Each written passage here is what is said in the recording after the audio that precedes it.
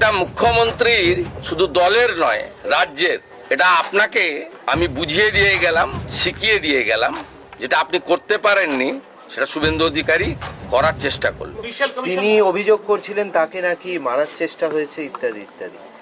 দেখুন, আমি আপনাকে প্রথমত বলি, উনি প্রাক্তন মুখ্যমন্ত্রী এবং একজন বিশিষ্ট রাজনৈতিক নেতা বা নেত্রী হিসেবে প্রোটোকল পান জেট প্লাস নিরাপত্তা। আমাদের সরকার আসার পরে উনার নিরাপত্তা তুলে নেওয়া হয়নি।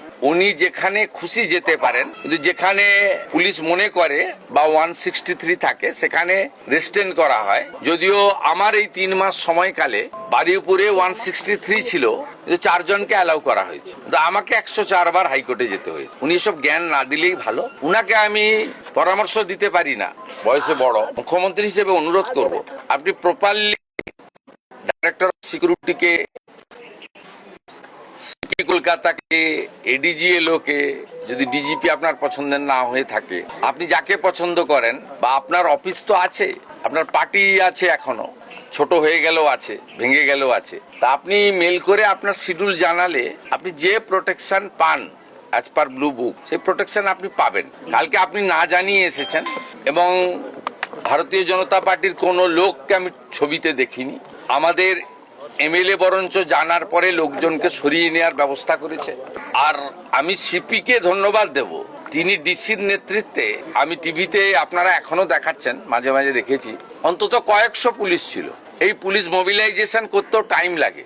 এই পুলিশ মোবিলাইজেশন করতেও একটা থানাতে এত পুলিশ থাকে না, লাইনে থাকে, ব্যাটালিয়নে থাকে, সেখান থেকে ফোর্স আনতে হয় যখন ভিআইপিরা আসেন। তা পুলিশকে আপনি কোনো সুযোগই দেননি। তারপরেও আমি বলবো কিছুই ঘটেনি।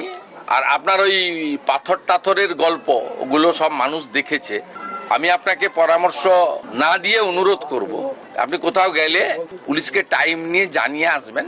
যতটুকু ব্যবস্থা করার পুলিশ করবে, এবং আপনার যদি কোনো লোক থাকে তার সঙ্গে লিয়াজো করেই করবে। আপনি যেখানে খুশি যেতে পারেন, কিন্তু আপনি 15 বছরে 315 জন বিজেপি কর্মীকে খুন করেছেন। এর সাথে অভয়ার মতো ইনসিডেন্ট অসংখ্য। আপনি কোথাও একবারও কোনো আপনার অপোজিট থটের লোকের বাড়িতে গিয়ে সহানুভূতি দেখিয়েছেন, এ উদাহরণ নেই। আপনার সময়ে রাজবংশী যুবক মৃত্যুঞ্জয় বর্মনকে এএসআই মোয়াজ্জেম হোসেন কালিয়াগঞ্জে মাঝরাতে বুকে গুলি করে খুন করেছে।